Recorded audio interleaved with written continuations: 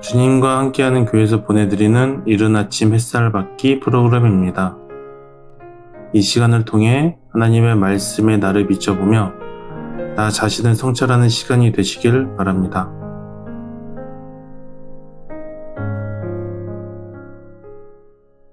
이른 아침 햇살 받기 시간입니다. 오늘은 역대하 6장 12절부터 끝까지 살펴보도록 하겠습니다. 42절까지요.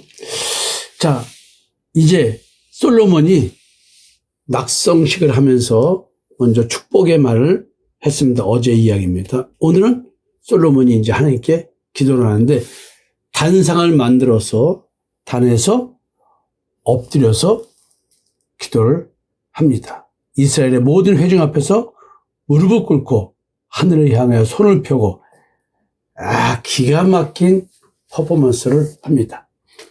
단상은 높이가 한 1.5m 가까이, 그리고 약 한 2, 3m짜리 그런 단상입니다. 노수로 만든 단상이었습니다. 자, 이제 솔로몬의 기도 구조를 보면 이제 솔로몬이 무릎 꿇고 손을 들어 기도하기 시작합니다. 누가 보더라도 하나님 앞에 겸손하고 하나님을 섬기는, 공경하는 그런 자세를 보여주고 있습니다. 그리고 하나님을 찬양하면서 언약을 회상합니다. 하나님의 신실하심과 다윗과 맺힌 언약, 그것을 찬양을 합니다. 그리고 이스라엘의 삶 속에서 하나님께서 어떻게 응답을 하셨으면 좋겠다는 얘기를 상황별로 중보 기도를 합니다. 이건 나중에 쭉 다시 구체적으로 얘기를 하겠습니다. 그리고 마지막은 하나님의 눈과 귀가 항상 이 성전에 머물러 달라는 기도를 하면서 성전의 영속성에 대해서 기원을 합니다. 하나님을 찬양하는 솔로몬, 하나님의 유일하심과 언약적 신실하심을 이렇게 표현합니다. 이스라엘 하나님 여호와여, 천지에 주와 같은 신이 없나이다. 주께서는 온 마음으로 주의 앞에서 행하는 주의 종들에게 언약을 지키시고 은혜를 베푸시나이다. 자, 주의 앞에서 행하는 주의 종, 자기 자신도 포함된 얘기죠. 자기 자신에게 성전 건축의 언약을 지키셨다는 얘기죠. 또 다윗에게 하신 약속이 오늘 이루어졌음을 이야기합니다. 어제 아버지 다윗 왕을 꾸준히 얘기를 하고 있습니다. 근데 다윗을 얘기하면서 성전 건축, 다윗이 아니라 자기라는 얘기. 하나님께서 다윗보다 자기를 더 위대하게 만들어 주신다. 이런 내용들이 숨어 있는 것 아닌가. 그리고 여태까지 하지 않은 말 중에 이런 말을 좀 하고 싶습니다. 솔로몬은 밧세바를 통해서 낳아졌습니다. 분명히 솔로몬은 아버지가 다윗입니다. 밧세바에게 사랑했던 그 우리아 장군, 그 자기 남편을 죽인 다윗이 그렇게 사랑스러운 남편이었을까요? 자기 자신에게? 밧세바에게? 만약에 밧세바가 솔로몬에게 그런 얘기를 했다고 한다면 또 어쩌면 그런 얘기를 들어서 알 수도 있습니다. 솔로몬은 자기 아버지 다윗 왕을 인격적으로 신뢰할 수 있는 아버지였을까요? 하나님이 그렇게 역사한 자기 아버지 다윗 왕이라 할지라도 어쩌면 밧세바는 다윗 왕의 치명적 약점을 알고 있고 선지자 나단도 다윗 왕의 약점, 치명적인 약점을 알고 있습니다. 솔로몬도 알고 있지 않을까요? 그래서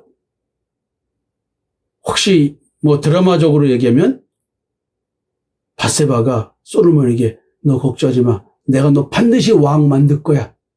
나는 그럴 수 있어. 니네 아버지 다윗에게 난 그렇게 말할 수 있고 요구할 수 있어.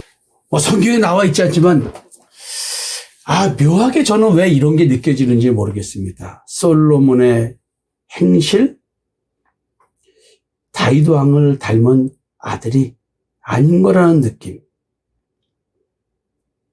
솔로몬은 하나님께서 다윗 왕조를 지속시키겠다는 언약, 이거를 확인하며 간구를 합니다. 하나님의 약속을 지키시는 분이시며 이 성전은, 이 성전 건축은 그 언약의 증표다라는 얘기를 지금 기도라는 명분을 통해서 백성들에게 지금 선포하고 있습니다.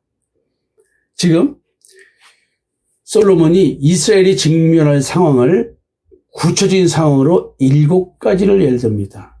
첫 번째는 하나님이 사람 가운데 거하실 수 있겠습니까? 라는 질문을 던지면서 하나님께서 성전의 기도를 들어주시기를 간구하면서 사람 사이의 분쟁, 맹세 문제, 이런 문제들을 제대로 풀지 못할 때 성전을 향하여 기도하면 하나님이 공의로 판단해 주실 것을 기도를 합니다. 또 전쟁에서 패했을 때 성전을 향하여 회개하면서 다시 회복시켜 달라고 기도하면 응답시켜 달라.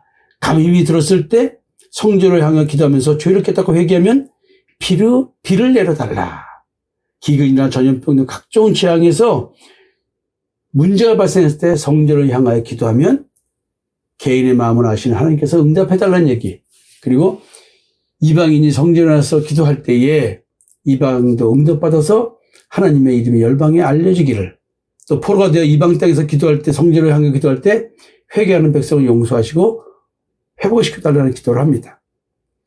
결국 하나님께서는 성전을 향해 기도할 때 백성들이 어떤 형편에 있든지 응답해달라는 기도를 합니다.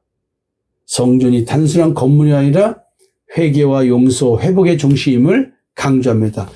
백성들이요, 내가 하나님께 기도하는데 여러분들에게 어떤 삶의 문제가 발생할지라도 내가 건축한 이 하나님을 위해서 건축한 이 하나님의 성전을 향해 기도하면 반드시 응답될 거야 라는 이야기를 하고 있습니다.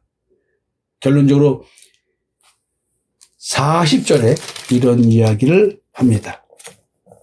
나의 하나님이여, 이제 이곳에서 하는 기도에 눈을 드시고 귀를 기울이소서. 여호와 하나님이여, 일어나 들어가사 주의 능력의 교와 함께 주의 평안한 처소에 계시옵소서.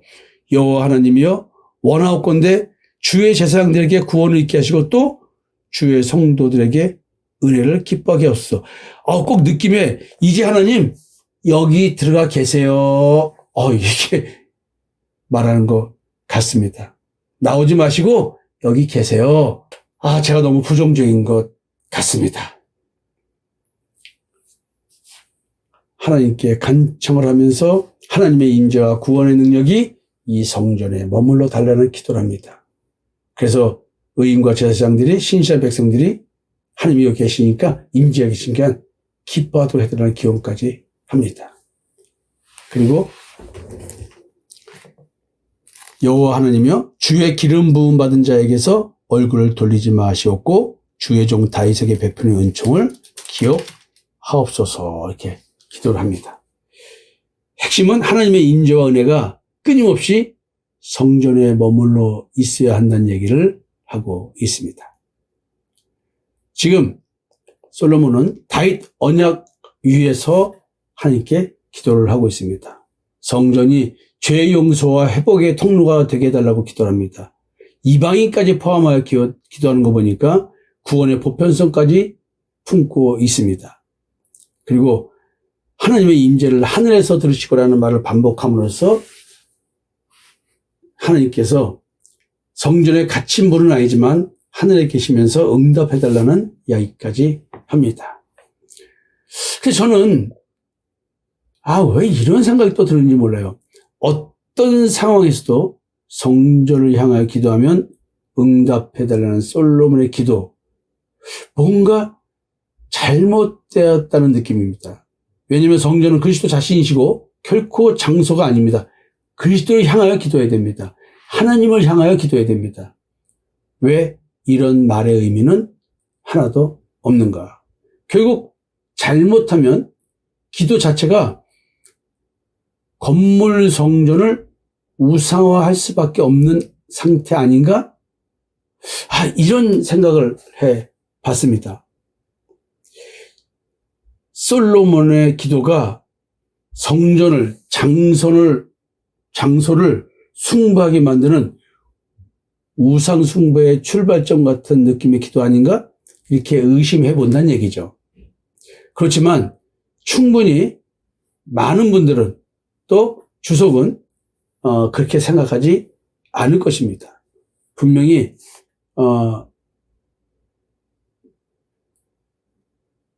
솔로몬의 의도는 절대 그런 게 아니었다. 분명히 성전은 언약적 상징으로서 그렇게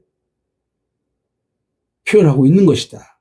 하나님의 이름을 두는 곳, 하나님의 이름이 머무르는 장소, 여호와의 이름, 이런 성전으로서의 의미를 갖고 말하는 것 아닌가라고 충분히 말할 수 있습니다.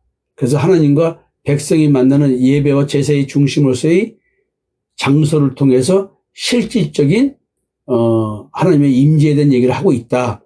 그리고 솔로몬의 겸손이 하나님은 진짜 그 어떤 하늘도 하나님을 담을 수 없다는 이런 여러 가지들의 고백들이 무소부지하신 하나님을 고백하는 것 아닌가. 결코 하나님을 성전에 가두는 그런 생각에서 한 건 아니다. 분명히 이렇게 말을 할 수가 있습니다. 공동체의 회개와 재헌신이 이루어지는 공식적이고 제도적인 의례적인 그런 상징으로서의 성전을 향한 기도, 이렇게 분명히 말할 것입니다. 그래서 성전을 향한 이 말은 회개하고 하나님의 언약을 기억하는 하나님께 돌아오는 방식으로 설명하고 있다고 말할 수 있습니다. 그렇지만 신약적 관점에서 보면 뭔가 분명히 문제가 있음을 느낄 수가 있습니다. 여러분들에게 누차 성전 얘기하면서 말씀을 드렸습니다. 그렇지만 약간의 그 신학적 경계선상에 있는 문제점을 제가 얘기한 겁니다. 무비판적으로 이걸 그대로 받아들이게 되면 건물을 우상 숭배하는 느낌으로도 받아들일 수 있는 그런 경계선에 있습니다. 그래서 이거를 다시 한번 계시의 점집성, 성전의 개념이 역사적 시간의 흐름으로써 그 시간대 속에서 개념이 점진적으로 발전하고 있다. 신학은 분명히 그렇게 얘기를 합니다. 근데 저는 그렇게 보고 싶지 않습니다. 왜냐하면 아브라함에게도 복음이 전해졌고요. 다윗에게도 복음이 전해졌습니다. 왜냐하면 예수님의 말씀입니다. 아브라함은 내가 그렇게 하지 않았다. 다윗도 내가 그렇게 하지 않았다. 솔로몬의 성전 중심 기도가 구속사적으로 보면 분명히 부적절하고 불완전한 신앙 고백이 아니냐라는 질문을 가질 수 있습니다. 근데 구속사적 측면에서 계시가 점진적으로 발전하고 있다는 이 측면에서 자꾸 제가 제기하는 문제를 부정하려고 합니다. 솔로몬은 성전을 향하여 기도하면 응답하소서라고 했지만 성전은 본질적으로 그리스도 자신이거든요. 그래서 구속사적으로 보면 분명히 계시의 점진성, 성전이 그리스도를 의미하는 거라는 것 속에서 계속 얘기를 하게 됩니다. 그러나 성경은 아브라함, 다윗, 이삭, 야곱 다 예수 그리스도를 믿었습니다.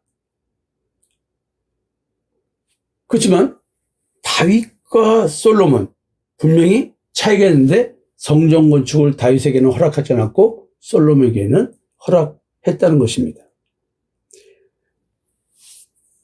다윗은 하나님의 임재를 사람의 손으로 지은 집에 가두려 하지 않았습니다. 그래서 시편을 읽어보면 참된 성전을 영적 존재인 자기 자신, 택한 자, 이런 식으로 인식하고 있었습니다. 우리가 그의 계신 곳으로 들어가서 그의 발등상 앞에서 엎드리자. 여호와께서 시온을 택하시고 자기 것으로 삼고자 이르시기를 이는 내가 영원히 쉴 곳이라 내가 여기 거주할 것은 이를 원하였습니다. 그러니까 이게 사실은 시온 예루살렘이 택했다고 하지만 자기 거처 삼는 이 말 속에는 장소적 개념이 아니라 임재의 초월성에 대한 얘기를 하고 있습니다. 근데 그것은 결국 자기 자신이거든요. 그러니까 다윗에게는 장소적 개념의 성전이 구원의 본질이 아님을 깨닫게 하셨고 그렇기 때문에 너에게는 성전 지을 필요가 없다는 얘기를 하고 있는 것입니다. 성전의 참된 실제는 예수 그리스도의 몸이었습니다. 그래서 구약의 성전은 하나님의 임재를 상징적으로 담는 장소 개념이었지만 예수는 그 임재가 인격적으로 육신 안에서 이루어져 가는 것입니다. 말씀이 육신인데 우리 가운데 거하시면 내 마음속에 오는 것입니다. 그게 그리스도의 비밀입니다. 내 안에 계신 그리스도, 이게 비밀입니다. 솔로몬의 기도는 상징 중심의 표현이었고 그리스도 안에서 완성된 복음은 실체 중심의 신앙입니다. 이게 다윗의 신앙입니다. 솔로몬은 기도를 그렇게 했습니다. 근데 왜 하나님이 받아주셨을까? 당대의 계시 수준 속에서는 신실한 믿음으로 평가할 수 있다는 거예요. 솔로몬은 성전을 향하여 기도했습니다. 그의 의도는 하나님께서 자기 이름을 두시려고 한 곳, 그것을 향한 것입니다. 건물 자체를 신으로 섬기려는 우상 숭배가 아니라고 분명히 말할 수 있습니다. 솔로몬도 사람과 함께 하나님이 어떻게 땅에 거하시겠습니까? 하늘과 하늘에도 주를 용납하지 못합니다. 내가 건축한 이 성전이 어찌 능히 주를 용납합니까? 이런 식의 얘기했습니다. 그래서 신학적으로도 솔로몬은 하나님을 장소에 제한되게 하지 않았다라고 분명히 말할 수 있습니다.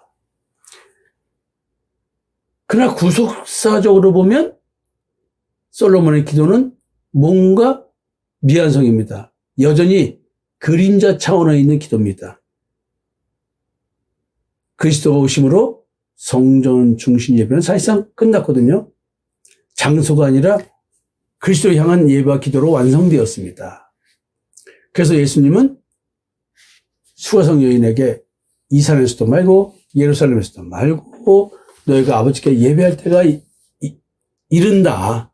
하나님의 영이시니 예배하는 자는 영과 진리로 예배할지라, 이런 식의 얘기를 하는 겁니다. 그래서 구약의 성전 중심 사고가 완전히 종결되었음을 이렇게 선언하시는 거거든요. 그래서 신학적으로 이렇게 약간 삐딱하게 볼 수 있지만 구속사적으로 보면은 뭔가 요거는 좀 계시의 점진성 측면에서 그렇게 솔로몬의 이 기도를 부정할 필요까지야 있겠는가 라고 말할 수 있습니다. 그러나 저는 그게 말이 안 된다는 얘기를 하는 겁니다.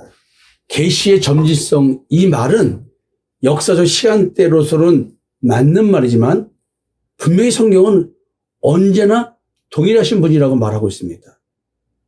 그분의 말씀은 시대의 제약을 받지 않습니다. 영생의 시간, 하나님의 시간 안에서는 이 복음이 완전하게 존재합니다. 각 인물의 신앙은 역사적 수준이 아니라 그 사람이 그 시대에 살면서 하나님 향한 신앙의 진실성 여부로 평가되어야 됩니다. 이런 관점에서 보면 솔로몬의 신앙은 단지 시대의 제약 속에서 부분적으로 올바른 신앙이 아니라 본질적으로 타락한 겉모습만 경건한 신앙으로 읽힐 수 있다는 것입니다.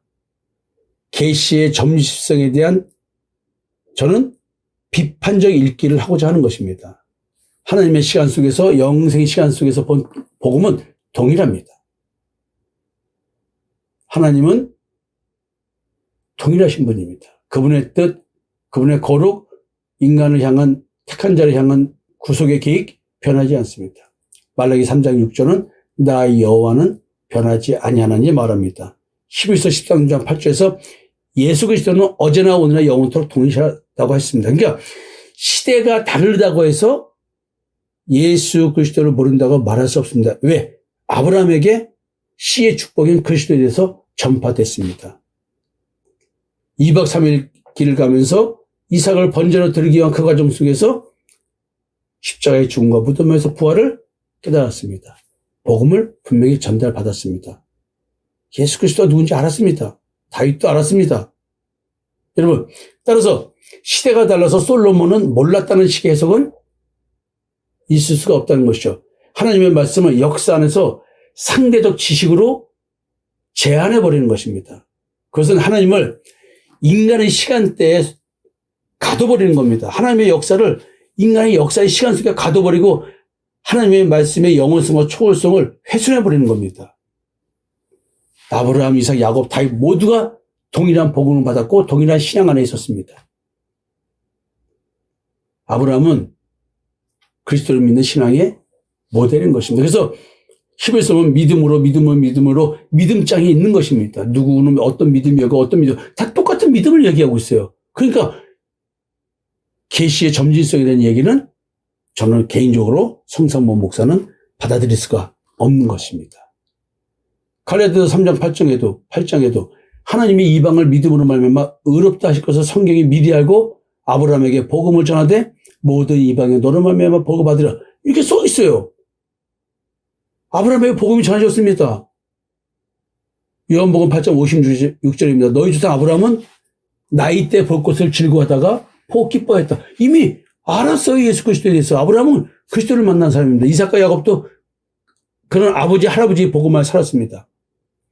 다윗 역시 그리스도의 언약 안에서 메시아를 얘기를 하며 노래하는 사람입니다. 시편 2편, 20편, 110편 등을 한번 살펴보세요. 이들이 같은 복음을 알고 있었기에 그들의 신앙은 그리스도 중심이었습니다. 그리스도 없는 형식 중심의 신앙은 이미 그때에도 거짓된 신앙으로 간주되었던 것입니다. 따라서 솔로몬의 신앙을 시대적 제약이다, 계시의 점진성이다 이렇게 볼 수 없다는 것입니다. 이미 솔로몬의 신앙은 타락된 상태에 있었고 다윗과 다른 것이었습니다.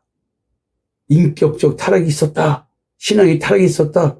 이미 그는 쇼를 부리는 외식적 신앙을 하고 있다라고 볼 수밖에 없습니다. 다윗의 후예가 아니었습니다. 그래서 그는 어느 상으로는 거룩하고 경건해 보이고 하나님을 섬기는 것 같지만 실제 행동은 정략 결혼하고 병마를 축적하고 우상 숭배, 즉 율법이 금한 것들을 의도적으로 어기고 있었습니다. 분명히 신명기 17장 16절에서 17절은 병마를 많이 두지 말라고 했습니다. 아내를 많이 두어 그의 마음이 미혹되지 말라고 했습니다. 자기를 위해 은금을 많이 쌓지 말라고 했습니다. 솔로몬은 이거 다 범했습니다.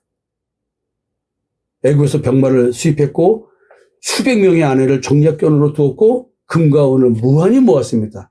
율법을 알면서도 어겼습니다.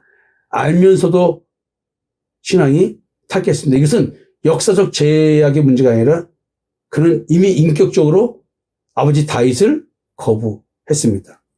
솔로몬의 기도는 언어는 거룩하지만 실상은 위선의 구조입니다.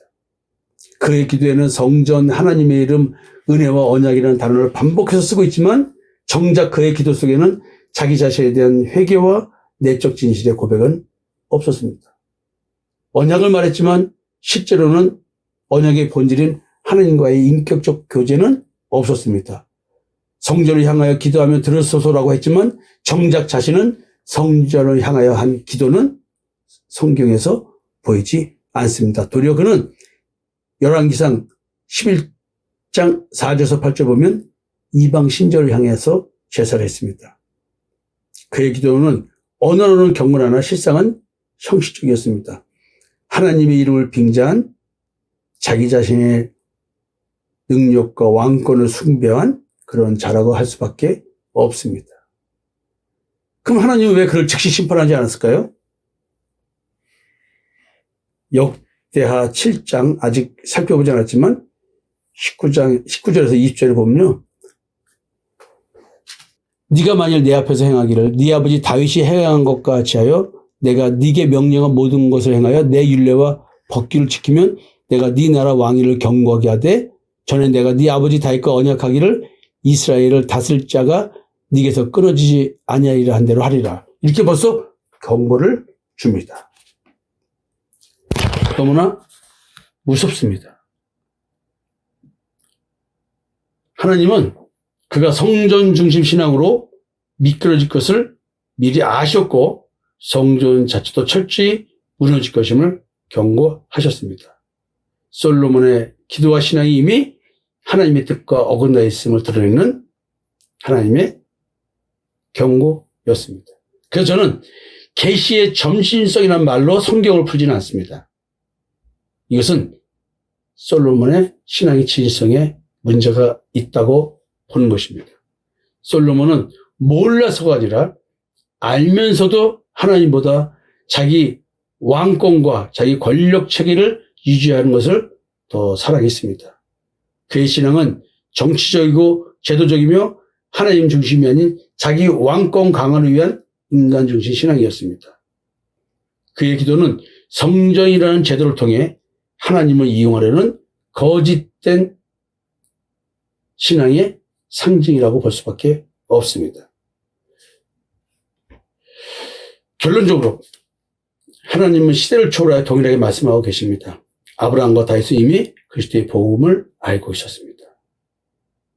그러므로 솔로몬의 성전을 향한 기도는 시대적 제약이 아니라 영적으로 타락한 신앙의 표지가 아닐까라는 의문을 제기하는 것입니다. 그의 화려한 축복과 기도의 언어는 성전을 건축한 그 모든 성취는 진실한 복음의 신앙과 거리가 먼 위선적 외식의 신앙이었지 않았을까. 그는 하나님을 섬긴 것이 아니라 하나님을 체제 속에 가둔 인간의 종교적 교만이 아니었을까 이런 생각을 해봅니다. 여러분들이 그렇게 사랑하고 아끼는 솔로몬을 이렇게 비판적으로 얘기해서 죄송합니다. 그렇지만 이렇게 바라볼 만한 가능성도 있습니다. 여러분, 솔로몬을 보면서 우리의 신앙을 한번 분별해 보셨으면 좋겠습니다. 감사합니다.